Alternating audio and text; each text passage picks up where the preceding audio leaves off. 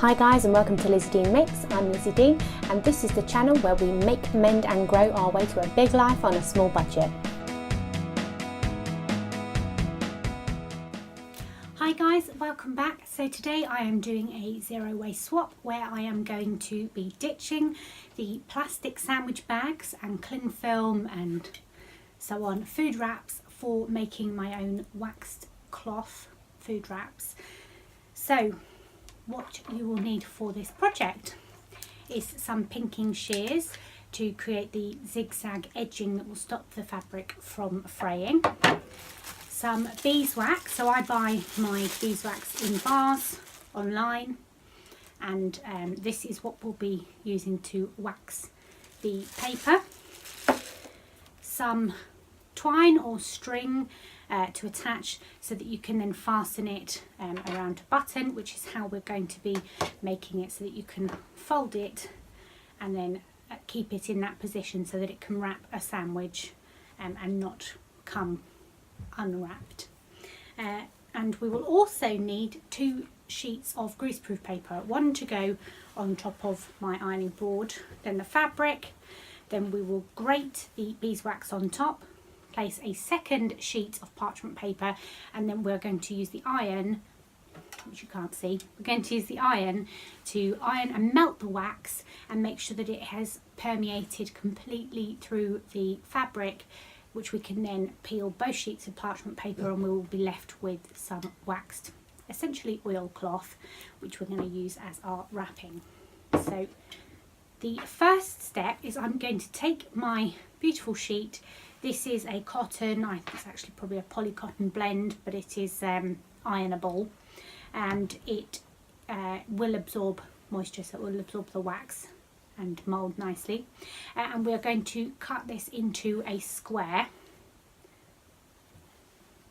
by turning it over in a corner like that and trimming the excess. And then I'm going to make sure that all the edges are cut around with the pinking shears so that we've got a nice zigzag edge that's not going to fray. And we will then get started with creating the wax layer.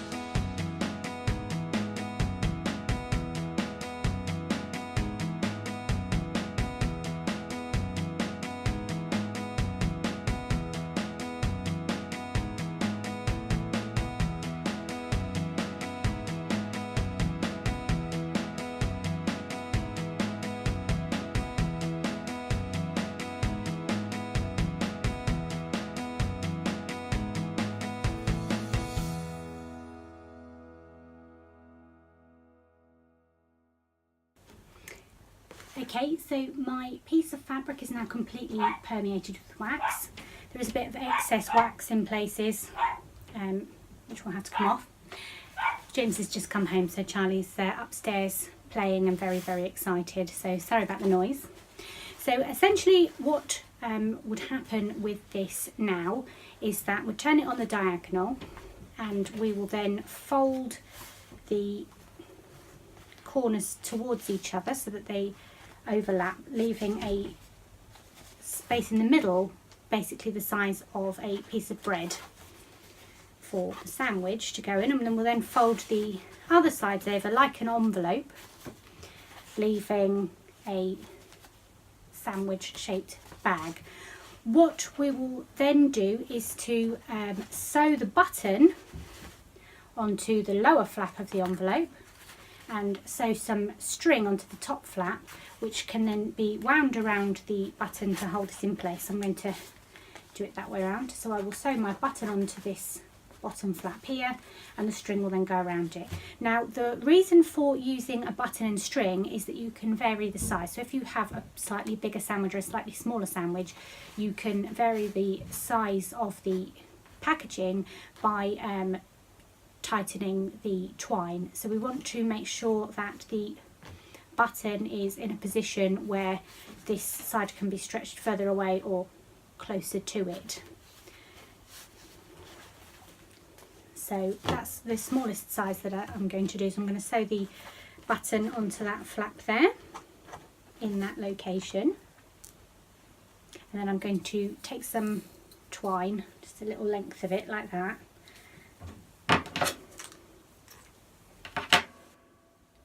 This is 3 ply, so I'm going to tie a little knot in the end so that it doesn't unravel.